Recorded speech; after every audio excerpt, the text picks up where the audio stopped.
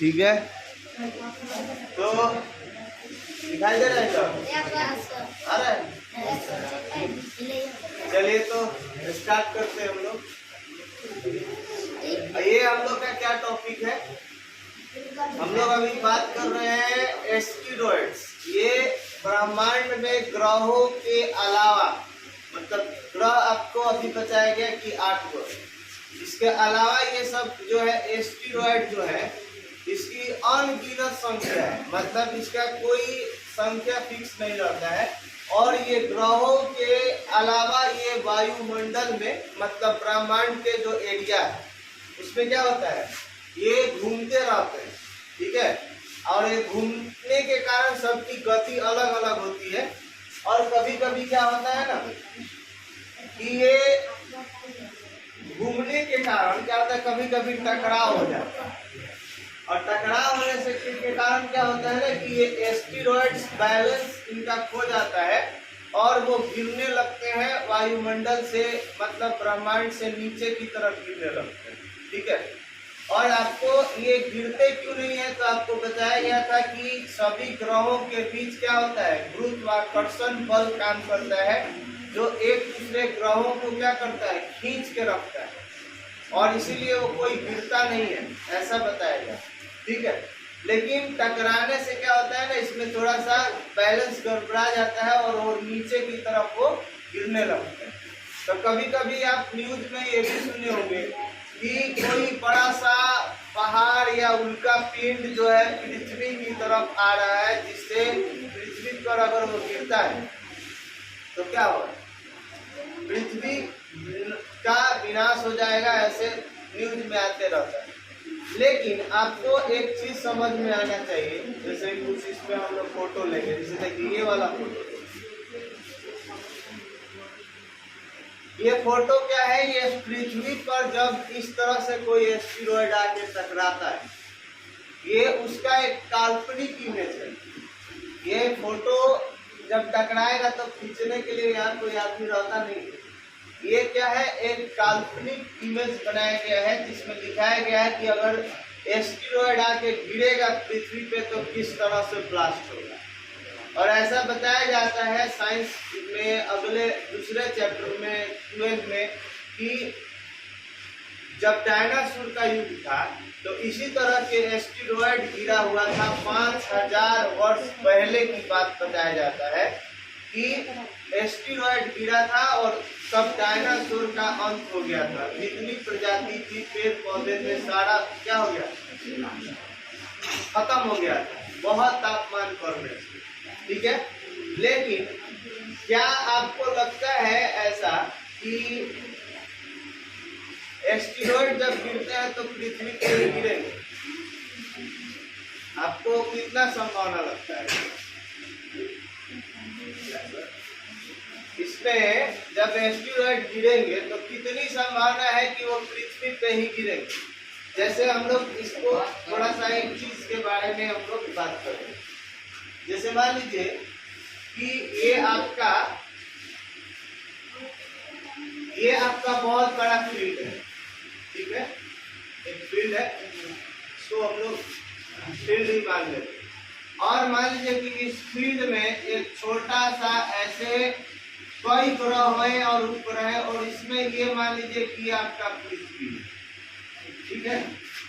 तो अगर बहुत ऊपर से, बहुत कई हजार मिलियन किलोमीटर ऊपर से अगर उस पे कोई चीज, एक पत्थर फेंका जाए और ये पूरा खाली एरिया है, तो कितना चांसेस है कि वो आके पृथ्वी पे ही गिरेगा?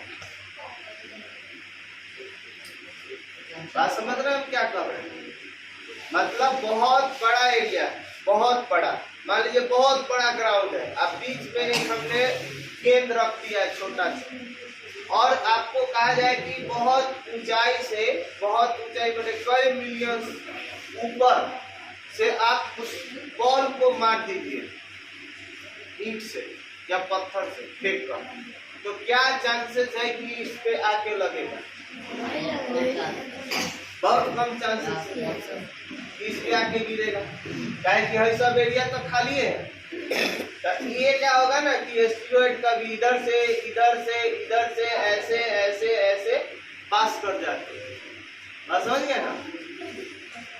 अगर ऐसा होगा कि कोई एस्टेरॉइड आके इसी पे गिरे तबे पृथ्वी का क्या होगा, अंत हो सकता है। ठीक है, तो इसके पहले एक ब्रेकिंग न्यूज में आया था, मतलब पैनिक न्यूज कर दिया गया था कि पृथ्वी का अंत होने वाला है, एक बहुत बड़ा उल्का पिंड पृथ्वी की तरफ आ रहा है, तो दुनिया बचेगी नहीं। तो लोगों में थोड़ा सा डर उत्पन्न हो गया।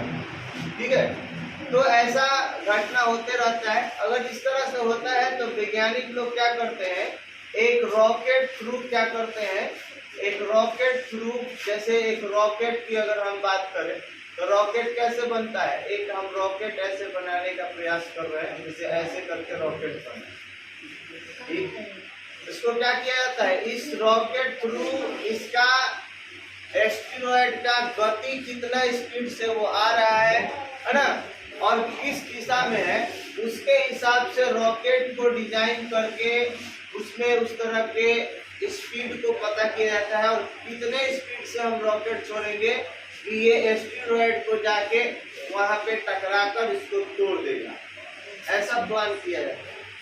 ठीक है, लेकिन ये कब होगा, जब उस तरह की घटना होने को रहेगी, तब इस तरह के वैज्ञानिक लोग काम करेंगे। बाकी हम लोग अन्य ग्रहों के बारे में भी जान सकते हैं, जैसे अब इसमें तो हमने क्या जाना,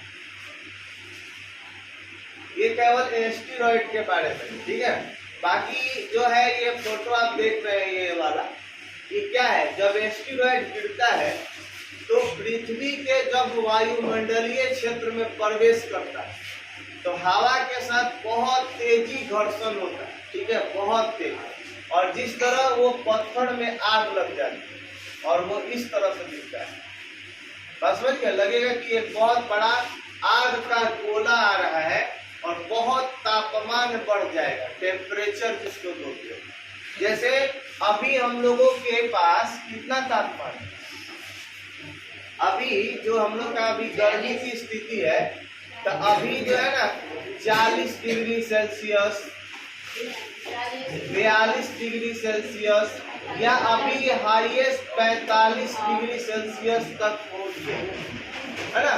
ऐसा वैज्ञानिक लोग मान रहे हैं कि आने वाले 10-15 सालों के अंदर, 10 सालों के अंदर क्या हो सकता है, ये तापमान 50 डिग्री से लेके 55 डिग्री तक हो सकता है।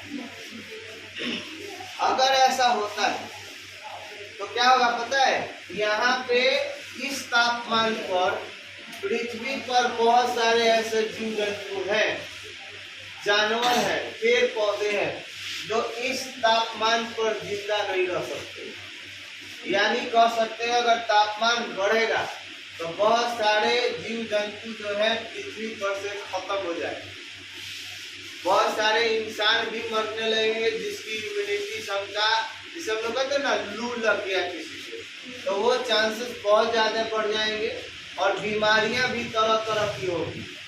इतना ज्यादा तेज धूप होगा कि उस धूप के कारण बीमारी भी होगी, जिसमें स्किन प्रॉब्लम्स होंगे। ठीक है, स्किन डिजीज बहुत सारा, तो इस पे भी हम लोग बात करेंगे। फिलहाल इसमें कोई आपको डाउट नहीं होना चाहिए, और इतना ही हम लोग करके इस टॉपिक को समाप्त करते हैं। ठीक है।